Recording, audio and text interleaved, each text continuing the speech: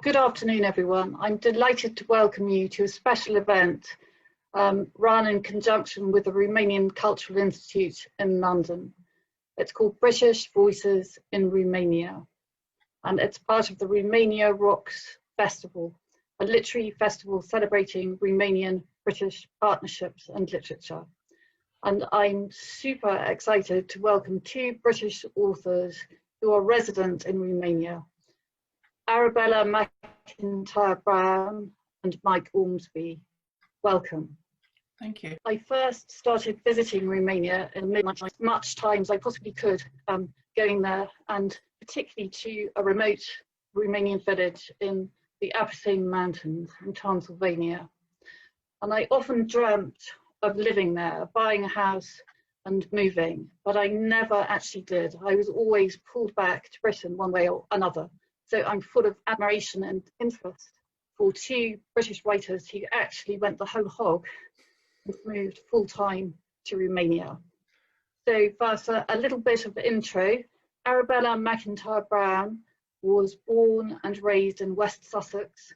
She then moved to London at the age of 19, where she worked in theatre and opera, and then moved to Liverpool, where she worked in the arts and started writing. I think that's for the first time, is that right, Arabella?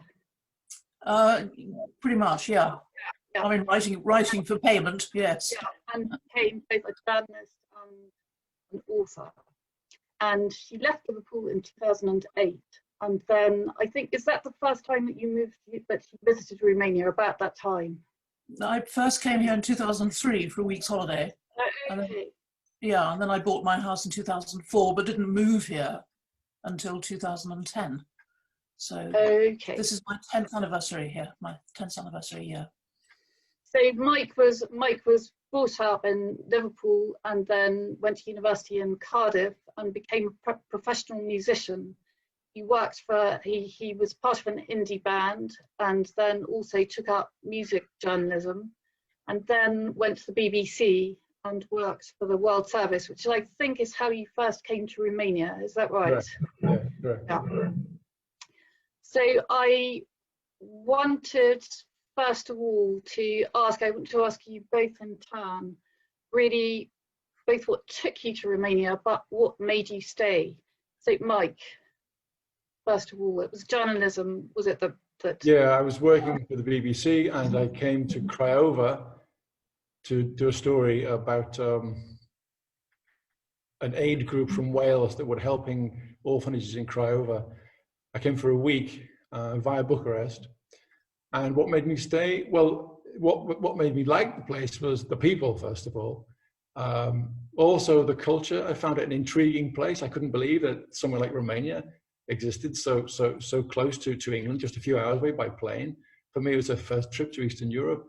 This was 94, so the worst ravages of communism were over, but it was still pretty rough. Mm-hmm. And people had nothing, but as the cliche goes, they would give you the shirt off their back, and I really liked that. Their humor and their sense of fatalism. It was a heady mix, and I couldn't really put my finger on it, but I just knew I had to come back. So I came back a few months later and with a full-time job and stayed full-time. Okay, and Arabella, I know that's a sort of slightly longer, more complicated story, but what first hit you about Romania on your first visit that made you want to come back? Well, I'd been brought up on Hammer horror movies, which are all filmed around Elstree, which is beech forests. And funnily enough, when I came here for a week's holiday, it was beech forests. And it was very like Sussex, where I grew up. It felt as if I'd been transported back to Amberley, where my family had quarried chalk for about 150 years. And it felt like home immediately, perhaps because of the geology, because it's limestone here, same as chalk. I don't know what it was, but I just felt at home. And I came up to Magura, a village close to where we were staying, one day in a horse and cart, and it wasn't overwhelming beauty. It wasn't like suddenly being in the Bahamas or something. It was a beauty that was stunning but livable with, if you understand me. It didn't feel as if I was an ant in the landscape. It felt that I belonged to it. And it was this feeling of home that persisted. So later that year, the following year, my sister died and left me enough money to buy a house here. To cut a very long story short, that's what I did. And it took, I was only going to use it for a holiday home, but anyway, in 2008, it all got too much. We'd had 5 deaths in the family in 14 months, and it stopped me from working, really. I went a bit, I got brain fog, I couldn't think straight, couldn't work. So the only thing to do was to leave England and move out here. That seemed the only option available to me. So when people say I was brave to come out, it wasn't that at all. It was that I had a house here and it felt like going home again. And it offered me peace and somewhere to recover and find another way of life. So that's how I came and why I stayed. I wish I could turn my computer around and show you the view from my window because it's just exquisite. It's, I'm looking at the ridge of Piatra Crowley, which is over 2,000 feet high. My house is 1,000 meters high. Piatra Crowley is 2,000 and something meters high. The air is clean, it's peaceful, it's quiet. The neighbors are wonderful. It's heaven on earth, really. So that's why I've stayed. And when you came to Transylvania, did you plan to write, or did that just happen? That was the only thing I could. That was the only thing I could do. I wasn't. I don't have the language well enough to take a job in any other field where I'd be required to use Romanian. And I'd written, I don't know, 9, 10, 12 books. Oops! Here comes a cat. I'm sorry. Use that tail. Let me see him or her. This is Buster. I'm sorry. It's very hard. I'm sorry. I'll try and ignore him. The writing was anything I could do. Sorry. Can you cope with the tail? We can cope, I think. This is life. This is life here. The cats are obsessed by the computer and the keyboard, and he wants to lie on the desk. So he's lying on the desk. I'm sure Mike can sympathise with that a little bit. A lot. So the writer's life, it meant that I could write from home, and miraculously I can be in the mountains in a remote village. And the internet was 3G in those days, which was a bit of a struggle, but I can work anywhere in the world via the internet. It's magical. So writing is what I did before. So it was the obvious thing to do again. And the story of my move and life in a Transylvanian village seemed a good story to tell. So it was ready made. Which is your book, A Stake in Transylvania, from which we'll hear a reading shortly. But before we go on to that, Mike, you came to Romania as a journalist, but you didn't always stay. You worked in other places since you first came to Romania. Is that right? In Tanzania. Yeah. For the last, between 95 and until now, really, my wife Angie and I, we've been moving around the world. We've lived in about, 19, 20 countries, including 7 years in Africa. So yeah, all over the place. Yeah. But what was it, out of all those 20 also countries, it's Romania where you've settled. Why is that? Well, I think I would echo what Arabella just said. For reasons that we can't understand, that I can't understand, like her, it just felt like home. Very, very quickly. And when Arabella talked about the climate or the geography and the geology, for me, I think it was the people. They reminded me of Scousers, of Liverpool people. Arabella would probably second that because she's lived there for a while. Kind of quick, funny, sentimental, tough as boots. And I think we've often agreed that Scousers are the Romanians are like the Scousers of Europe. Misunderstood, but the hearts of gold. So that's why the people really I stayed. And also my wife being Romanian. I mean, people say, why do you stay? Romanians would often say, why do you stay? And I say, well, why would I leave? You know, it's got, as you said yourself at the start, it's got everything you want. It has great people, interesting climate, fascinating culture, and every family seems to have one foot in the rural areas, in the countryside. And as Prince Charles, you know, has noted, it's like it's unchanging in so many ways. Transylvania, it's like you're living in history. Yeah. It has its pros and cons, you know, but yeah, it just feels like home, and I hope to stay. I can certainly sympathise with the history. So when I first came to Romania, for me it was like stepping back in time. I thought it was the nearest I will ever get to stepping back in time. And I think it's quite interesting that over the years, over the decades, whenever I've seen lots of changes, I'm sure you have, but whenever I've brought visitors to Romania, everyone has that same impression that it's like stepping back in time. But there's always the worry that it's going to change forever. Something precious will be lost. But as you look at travel writers over the past century, 100, 150 years, it's interesting that was always the same thing, even going back to the 1860s, 1850s, looking at Romania as some very special, extraordinary place where you could experience traditions that have been lost elsewhere, and a worry that, gosh, this is going to change forever. There are cheap imports from Western Europe. That a writer, I can't remember who it was, in the 1870s, soon the peasant traditions will be lost. And there we were in the 1990s, worrying the same things.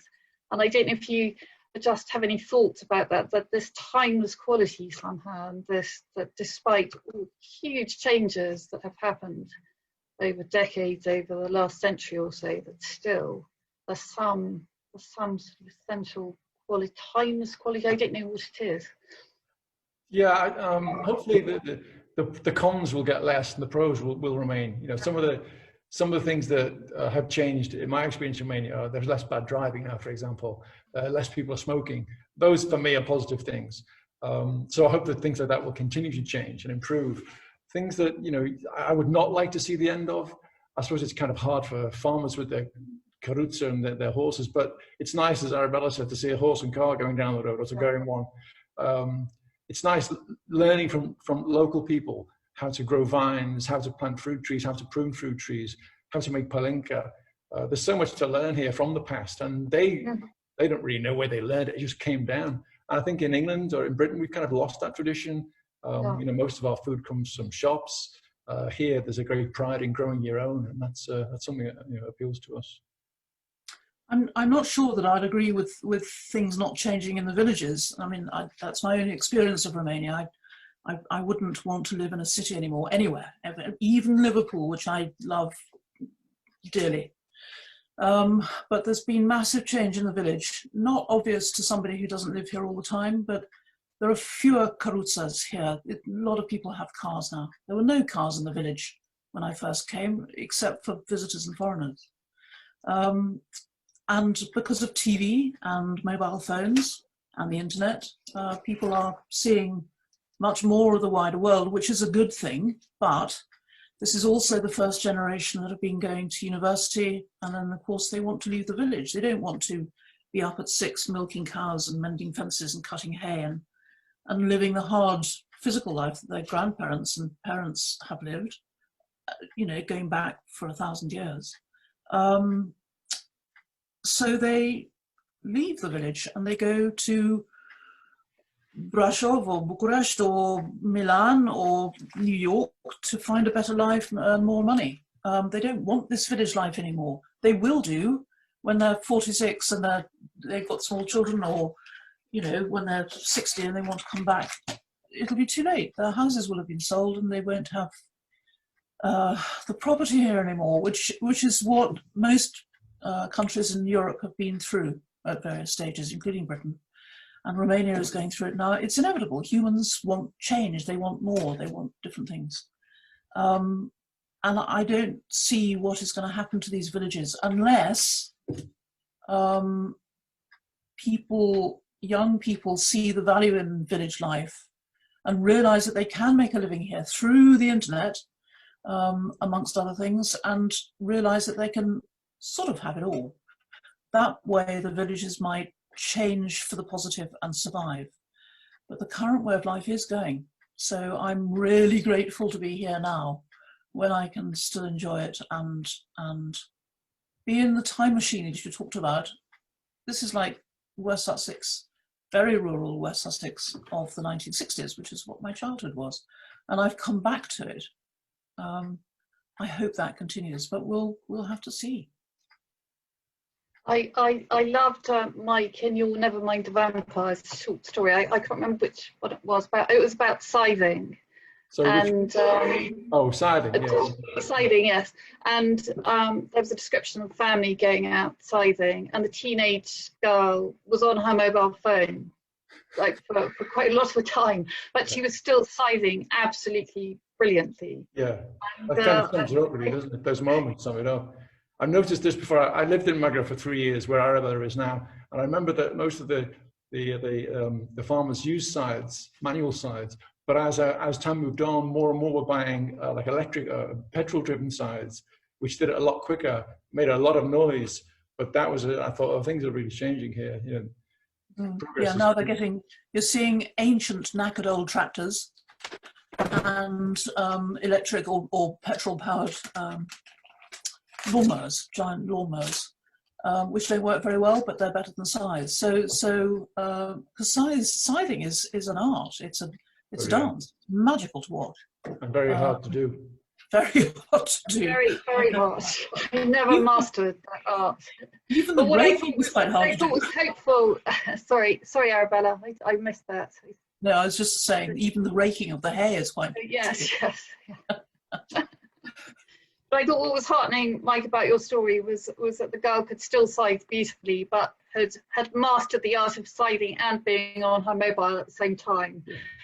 And maybe that is a sort of hope for villagers, that technology, you can still have technology and sort of ancient arts and marry the two quite comfortably.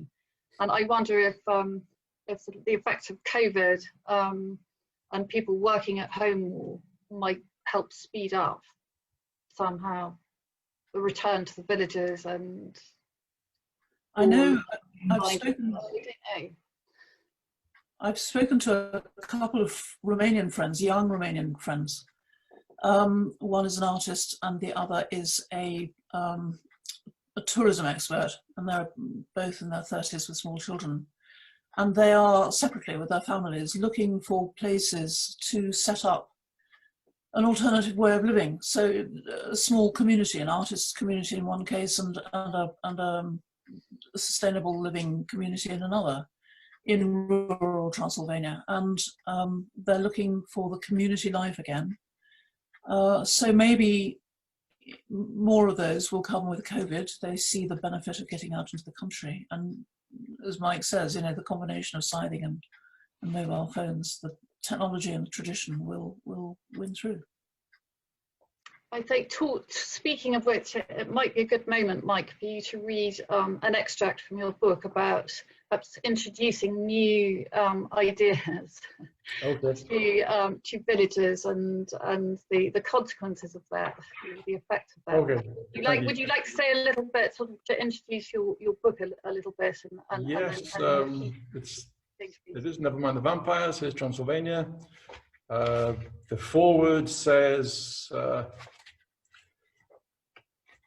for Romanians and Romaniophiles everywhere, there's a quote from Coleridge: "For thou hast pined and hungered after nature many a year in the great city pent." It also says this book may contain traces of nuts, including yours truly. So this story is called Stretch Your Mind. My wife is Angela, and it's about Angela and me and a lady in the village. You want to offer a yoga class here in our village? Dominant Maruna seems concerned. Worry lines kink her smooth brow as she considers Angela's suggestion. We're hoping Maruna might prove a helpful ally, well-connected woman that she is, but something is wrong. She stares at us, shading her eyes from the fierce sun. It warms the church steps beneath our feet. but the atmosphere has turned rather chilly. Our local VIP looks increasingly ill at ease as Angela elaborates. Yes, Maruna, yoga. I plan to offer an introductory class and invite local women. They've probably never had the chance to do yoga and might enjoy it. You can come too if you like. Maruna places a hand on her chest as though honoured or scandalised by the invitation. Me? Why not, says Angela. My first class will be free. I'll only charge if people want more sessions, just to cover rent of the hall. It's an ideal venue. I could put posters in the windows. What do you think? Maruna seems preoccupied, stressed even. Sorry, posters in whose windows? The windows in the cultural centre. Angela points towards a medium-sized, one-storey, white-walled building nearby. The sign above the entrance says Caminul Cultural, but that fat brass padlock on the door seems to have other ideas, which is probably why nothing ever happens in that place, except apparently annual dance and traditional fisticuffs at New Year. Nevertheless, we'll try. This is why we've stopped by the church after all. Maruna is a hard lady to track down, but this is where one can find her, about now, every Sunday. How convenient that we were passing. Maruna folds her arms, thinking it over. She's very slim, perfect for yoga, long in the torso. Probably suffers from lower back trouble, as do I. Yoga would help. She looks at me and winces. Yoga, Don Mike? Yes, Don Maruna. But the thing is, we're not sure who to ask about offering a class here. So we thought we'd ask you, seeing as your husband is a local counsellor. Any idea how Angela might rent that hall? Given your contact, we were hoping that... Maruna raises her palm, cutting me off in my conjunction. Yoga is from India, I believe. Hindu, isn't it, Don Angela? I believe so, yes. That's why we don't need it in our village. We have the church, you see. Maruna turns and gestures towards it with a beatific gaze. God is behind her, we are below. The big bell bongs above. I won't ask for whom, because I already know. But yoga is not about religion, says Angela. It's just gentle stretching, deep breathing, and finding yourself through meditation. We can find ourselves through prayer. Maruna offers a winning smile. You lose. That's not the whole story, but that's the first couple of pages. Has a happy ending. You might be pleased to know. So you managed to tell us a happy ending. You managed to. Yeah, Angela manages to host a yoga class, but we do it on our terrace, which had an amazing view. We could actually see Arabella's house in the distance, and the ladies came and they really enjoyed it. They were farmers' wives, mostly overweight. Mostly hadn't done much exercise, but they really enjoyed it. And yeah, we did it a couple of times. One of them got very sick afterwards. I think she'd eaten too much pork for lunch and she wasn't feeling so good after she turned green. But yeah, it was a nice experience and they wanted more. So we lost, but we won. I do, by the way, have a ball at New Year. I've been to one. I've been to them too, yeah. A lot of fun. They are a lot of fun, yeah. So when it's open, it's good. And it's quite an extraordinary thing that you both not only ended up in Transylvania, but actually for a time lived in the same village, didn't you? Yeah, what's the Yes. It's that sort of village, though, isn't it, Mike? I've had so many extraordinary synchronicities, small world incidents of people coming to Magura and discovering that I've known them in another life, or whatever it is. It's one of those places. Everyone knows Magura. Yeah. No, it was a theme that came up in the interview. I'm not sure if you caught it on Friday with Anna Blandiana and Piena Sampson in the Romania Rock series, and there was an interesting discussion about cultural affinities and even sort of genetic affinities of Fiona was talking about influences and interests that she had and couldn't quite pinpoint where they came from, and then through finding out stories about her ancestors or her past and her family's past, just thought, oh gosh, maybe that's it. Maybe that's why I'm attracted to this place or that place or whatever. And it's sort of interesting. You have the Liverpool link, both of you, and both the same village link. But you live in different places now, don't you? Yes, I live near Sibiu. Yeah, I'm still in Magura. 10 years and no plans to change, regardless of, unless I have a catastrophic health event, which is difficult in this sort of village. You know, it is quite remote and the road isn't great. So, but I have no plans to move. Hey, Mike, I think you and in your collection of short stories, you changed the name of the village in which you Yes. lived. And did you change the name of some of the characters? Is that right? All of them, yes, yes. Yeah. Yes, And because, sorry? Yes, go on. I did that because all the stories are about neighbors, friends and neighbors around the village, and some of them would be quite easy to identify. And I don't say anything bad about people, I don't think, I hope not, but you never know how sensitive people can be. And so I just thought it was better for everyone's privacy to change the name. So the village is called Kulmea, and change names of characters. And sometimes, you know, I make a composite character, which of one or two people, make them into one if it's too identifiable. So that's why, yeah, it's to protect people's privacy, really. I think that's quite a dilemma, isn't it? I know that when I was sort of writing about the village in which I spent so much time in the Abu Sain, I felt concerned about what to say and how to say it, and people's identities. And in fact, so much so that I ended up not depersonalizing the account and not being able to write about it until what, 20 years on. I think I put enough distance now to be able to write about things which were so personal at the time. But I think it is a dilemma, isn't it? And it seems that in your writing, Mike, you deal with it by, as you say, semi-fictionalizing account, but also by being quite direct in terms of being, your stories are very funny, but you laugh at yourself as well as other people. And well, yeah, I think you have to. I mean, that's the essence of comedy, really. Yeah. I wouldn't say that they're semi-fictionalized. The stories are all 100% true, but as I said, I changed identities, not so much because of the adults in the stories, but mainly because a lot of their kids, we taught English and ukulele classes to a lot of the kids in the village. And as they get older, they will learn to speak English, presumably, and they'll read the stories. And some of them are probably a bit too close to the bone. You know, it's not all milk and honey up there. You know, people can fall out big time, and they can even get violent.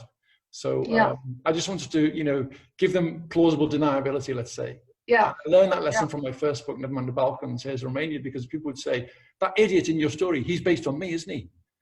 And I'd say, well, how can he be if he's an idiot? But, you know, it creates a bit of tension there. So I thought, next time, maybe be a bit more discreet somehow. Yeah.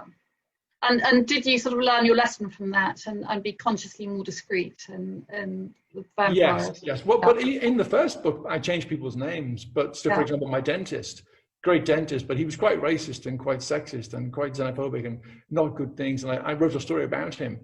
And I told him when I met him, I said, if you don't, you know, stop saying these things, I'm going to put you in my book because, you know, I've got to record this. That's why I like to write stories, that I want to record the pressures of the time, how it feels to live in Romania at this time, for posterity, really, as much as anything. And I warned him, and then he read it, and he said, that dentist, he's me, isn't he? You know, he was quite angry. I said, well, I told you, but I've changed your name, so it's plausible deniability. Anyway, yeah, I learned my lesson. As say, Arabella, have you your stake in Transylvania is, would you call it memoir? It's sort of very much from a very personal point of view, and sort of autobiography. Certainly not autobiography. It's memoir and travel, I suppose. I wanted to paint a portrait of what it's like to live in Transylvania, really, today, as opposed to what people think it's like, what I thought it was like before I came here. And yes, I've had the same struggles as both of you in terms of talking about people.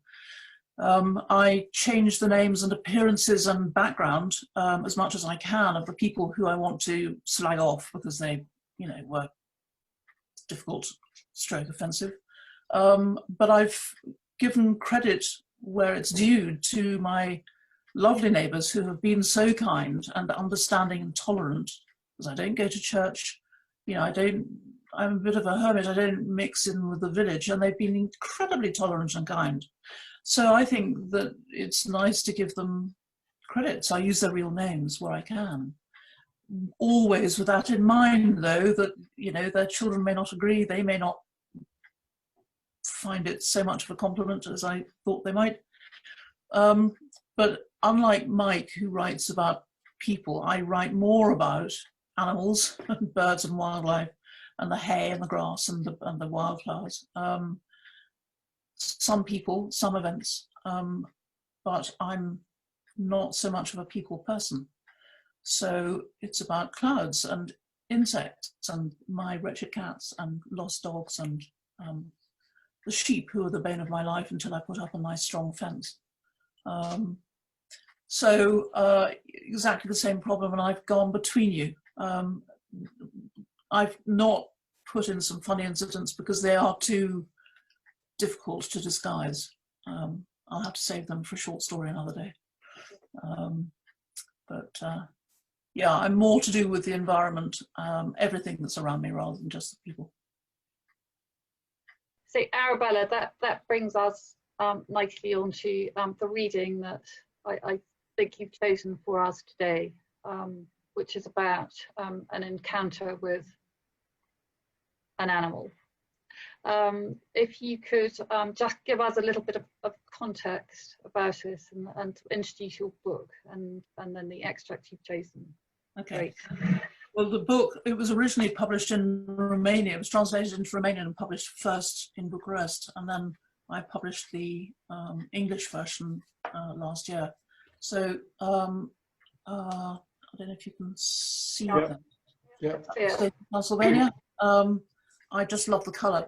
The wonderful girl did it for me in London, and it's just, I love it. Not very well lit. Anyway, so I have chosen a little bit about sheep. Okay. An ovine paradox is that fences act like one-way valves. The sheep can easily make their silent way over or through any fence, leaping like stags if necessary, to greenery, i.e. the lovingly cultivated stuff in my garden, but cannot pass back through the same access point without panicky bleating and wrecked fences. Bleating. Bah! My neighbouring sheep rarely bleat beyond the age of 6 months and don't graduate to bah.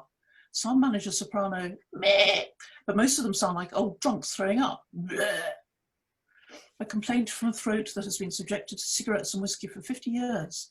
But they do wear bells, which is a genuinely charming sound. The sheep have one use. In the winter, when compost freezes, the sheep get my vegetable ends. When yellow winter grass is buried under 3 feet of snow, the sheep greet me with passion whenever I open the back door, running pell-mell to my fence. Apple cores, carrot, cabbage and broccoli ends, of course, but these sheep have exotic tastes. Melon skins, banana skins, pineapple skin and leaves all get wolfed down with gusto. They don't stick to my menu, they forage. The week I moved into the house, I bought a hanging basket of pink begonias from the market and hung them on the balcony outside the front door. In those days, there was no fence, but the balcony rail is 7 feet above the grass. Safe, I thought. Ha. The following morning, there was a scant inch of stalk neatly severed, sticking up from the soil, and one sad petal lying on the grass below. No sheep actually had a smoking begonia hanging from its lips, but they were lurking to see if I'd hang out any more pretty breakfast for them. You bastards, you woolly bastards, I screamed pointlessly. You're Sunday luncheon overcoats, I've got mint grey on the back. Hey, you. They just stared and chewed their begonia cud, insolent hooligans. The word sheepish is seriously misused. To say someone looks sheepish implies they look a bit shamefaced, rather embarrassed. Phooey. Sheep don't coexist with the concept of shame. They are all brazen, insolent, remorse-free, housebreaking, begonia-stealing bastards. So, I hope I hope Magda can make something out of that. I'm sorry. That's great, thank you. The bit I didn't read was the bit about coming back, dumping stuff in the compost bin, coming back to find 5 sheep inside my hall, standing on my grandfather's Persian carpet, all looking at me saying, "Where's that?" Outrageous. But now I have a 6-foot fence, chain link metal fence. Build that wall. Build that wall. Yes, and the sheep will pay for it. Oh, I'm sorry. I've got Mouse now. Mouse is another cat. You can see the tail. Okay, Mouse. This is a permanent fact of life. Mike, I don't know if you've managed to have an animal-free study, but I haven't. No, cats like to walk all over my computer, my little keyboard. Yeah, anything new. Oh, what's this? Mouse is obsessed with my keyboard. She knows she's not allowed to lie on it, but she'll lie and sort of roll over so that something touches the keyboard. You know, a good way to get rid of them is to play some kitten videos on YouTube. Some crying kittens. Oh no, they're not bothered by that at all. I've tried that. No, if there's a really distressed sound, one of them will look up and go, "Oh no," and they don't care. It doesn't work. Ask run. Kids, it needs kids. So I don't know. I think I'm just quite conscious of time, and I wanted to ask you, that you've both been extremely modest about your Romanian language skills, but clearly you have some Romanian in order to get by and to communicate, to exist on a day-to-day basis. But both of you write about everyday life, about the people you see, the encounters you have, and I think Mike in particular, conversations you have which clearly taken place in Romanian. And I just wondered if, as Romanian, it's not, you're not bilingual, so there's clearly and you're in some ways anxious about your Romanian. Do you think that sort of other senses take over? But if you know you don't understand exactly what people are saying, that you maybe observe facial expressions more, or become more aware of how people sort of exist in relation to you, using other senses of not just listening but observing and. So it's for both of you actually. I'm quite. Yeah. My problem is that I've got quite a good accent, I'm told. So people think I speak far better Romanian than I actually do, which can get me into trouble. But yes, of course, speaking with the words you speak is only part of the message you give out. So tone of voice and body language and so on all are massive clues to what somebody's saying, thank God. Because one of my neighbours speaks very quickly. And I catch, I don't know, one word in 6, but I can get the gist and I can laugh in the right places because of the clues that I'm getting from tone of voice and body language. My downhill neighbour speaks slowly and is always aware that I'm useless at her language. She talks to me like an idiot, thank heavens. I mean, not rudely, she talks to me as if I don't have the language, which is fair. Very helpful. So she's incredibly helpful. So, and of course we only talk about village things. So when I go to the city and meet non-English speakers, I get into trouble very quickly because city talk is very different to village talk. And I bet you've got fantastic vocabulary for trees and flowers. Wildlife and nature. I know a lot of trees, and birds and animals and things more than the Romanians do locally. You know, I say, you know, ask them about this wildflower and they're going, what's that? And do you pick up, is there a lot of dialect? Do you find that you pick up dialect words? I remember when I was on the Abu I unknowingly, I just started to use dialect words, and then my friends who came to see me from Bucharest would laugh so much and say I had this really thick Abu accent, and I was speaking absolutely weird words for mud, or snow or whatever. The one that I can think of is that there's a fruit here called corcoduche, which is, in English it's a cherry plum. In France they call them mirabelle. And corcoduche is the tree, but you also call them zarzare. But in Magura, for some unknown reason, they're called zarzine,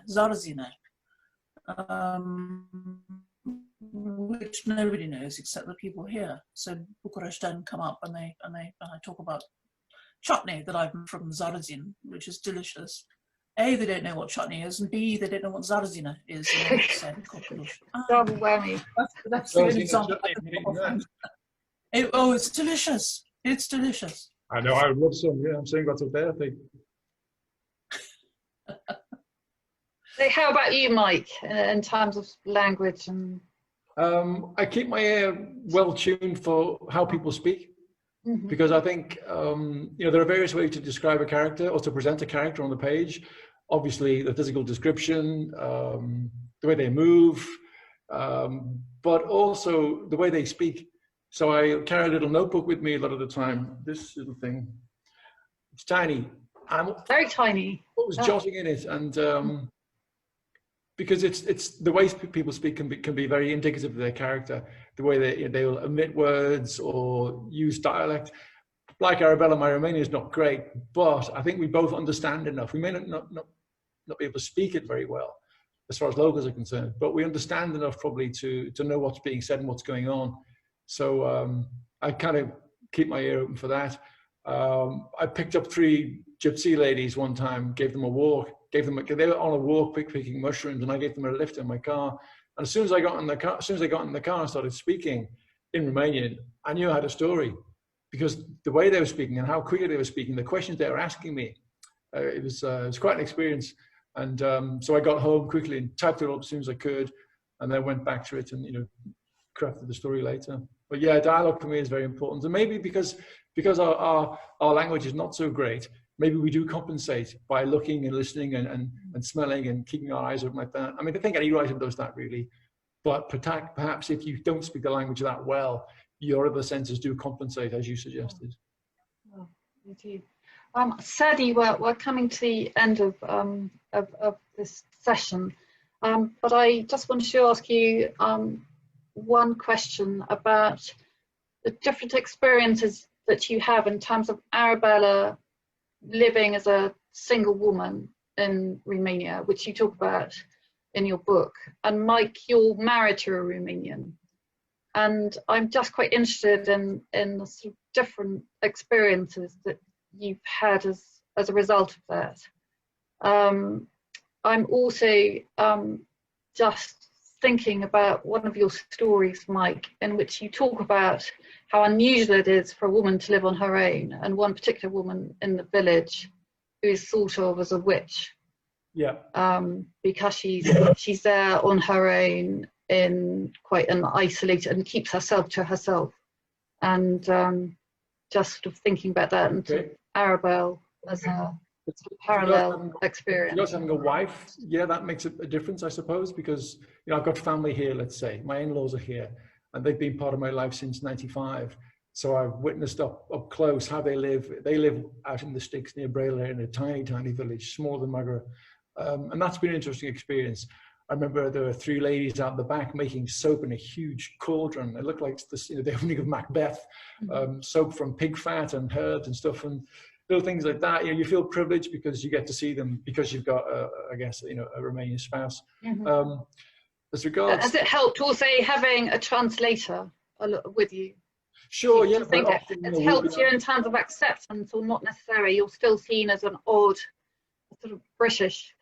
Yeah, well, in my first book, Never Mind the Balkans, there's a story about a funeral that I attended in Angela's parents' village. And I heard some locals talking about the stranger. And I said to Angela, oh, so it's nice that they noticed me. And what were they saying about the stranger? And she said, no, you're not a stranger. They were talking about the guy from the next village who came to the funeral. You're an extraterrestrial. As regards the lady who lives on her own in Madrid, it's not. Yes. It wasn't Arabella. It was a lady who collects mushrooms. Arabella may know of her. No, And I wasn't suggesting it's Arabella. I know you weren't. But It's like- I'm saying that just to clarify. And she gets a bit of stick sometimes, yeah. But she's as tough as old boots, you know. And she gives as good as she gets, and she doesn't care. But I think that's, you know, going back through time, that's where the idea of witchcraft came from. I think it was often, you know, the village elders didn't pick on the local weightlifter or the blacksmith. They would always be the vulnerable old lady who had nobody, who was a bad person who had to be burned at the stake. You know, they pick on an easy target, let's say. And that whole culture, the whole idea of witchcraft, is a lot to do with, I think, single women, the power of a single woman, which segues nicely into Arabella. Let's go. Well, I'm the right age too. I'm 62 now. I was 52 when I came. And I've got cats and I wear a hat. So, you know, and I keep myself to myself. I don't go to church. So, you know, as I said, they are incredibly tolerant. They could have made my life extremely difficult. And I'm sure that I'm thought of as an extraterrestrial. I will never be a local. I mean, it's the same in Sussex. It's the same in villages the world over, you know. Yeah.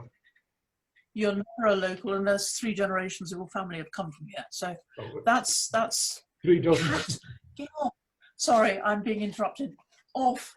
But my experience of the kindness of my neighbours has made it possible to be here. Without them, you know, if the water goes off, or I have a burst water main, or my chimney falls, whatever it is, I just run to the neighbours and say help, and they come and help me. You know, it's part of the DNA of the rural Romanian. I'm sure in the cities too, but less so. That they look after you. You know, they are bred and brought up to make sure that your neighbours are okay. You know, even if you don't like them, you make sure they're okay.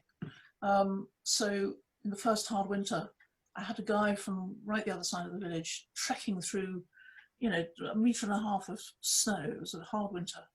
And he had a rucksack full of food on his back that he brought for me because we were all stuck. And he had slanina and milk and cheese and apples and all sorts. And he brought it out of sheer kindness. Sadly, he died this year, went to his funeral. But you know, the kindness of the people here, as Mike said earlier, is notable. Even if they think that I'm prime gossip material, you know, everything that I do is good for gossip. Oh, have you seen what she's done? That I have cats in the house, that I love animals, that I occasionally tick them off about kicking a horse or whatever. Try and explain. The weak and vulnerable thing, yes, of course I know I am, but I've had a couple of encounters with dodgy individuals where I eventually lost my temper outside the house. So the short Anglo-Saxon words that I was uttering in their direction were literally broadcast. You can hear everything. Had Mike still been here, I'm sure he'd have heard it from his end of the village. So I think the word's gone out that I'm not that soft a touch, even though I'm single, old and foreign and an idiot. I'm not entirely a pushover. So between that and the kindness, the natural kindness, I've done okay. So from that point of view, I think rural Romania is a much more desirable place to be. It rocks, Bronwyn. It rocks. So just to round off on that, writing future or current writing projects. Arabella? I'm writing the sequel to Stake, which is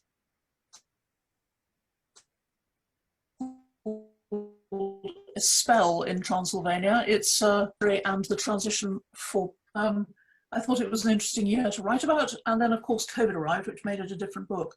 So it's a mixture of day-to-day life here, occasional ranting about Trump and Brexit, because I can't write sensibly about it, memories, things that occur in my past.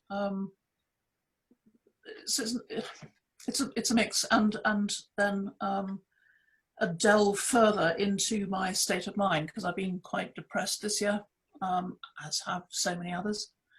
So I'm just trying to dig down into that, because the mental health aspects of the in stake in Transylvania was the thing that prompted the most feedback, particularly from Romanian women.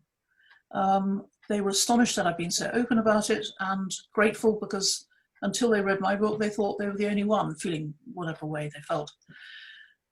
So on that basis, I thought it was worth doing a bit more digging and being a bit more open. It's scary. I don't know if I'm doing the right thing or if anybody will read it, but that's now. Next year, we'll see. I'm still writing children's books too. So. Good luck with that. And Thank you. Mike? I'm working on a musical with a couple of theatres at the moment. So that involves writing songs, recording them at home, and then marrying it with a script. That was hopefully to come out in 2021, but then COVID hit, so who knows, we'll see. Some more short stories, I think. There are some stories that I've gathered from my travels around the world. For example, we were in Tanzania recently, and we had Maasai warriors as our security guards, and the stories they were telling me were just fascinating about how and why they hunt lions as a rite de passage as a teenager. And stories from other countries, I think. So yeah, when time is right, I'll get around to them.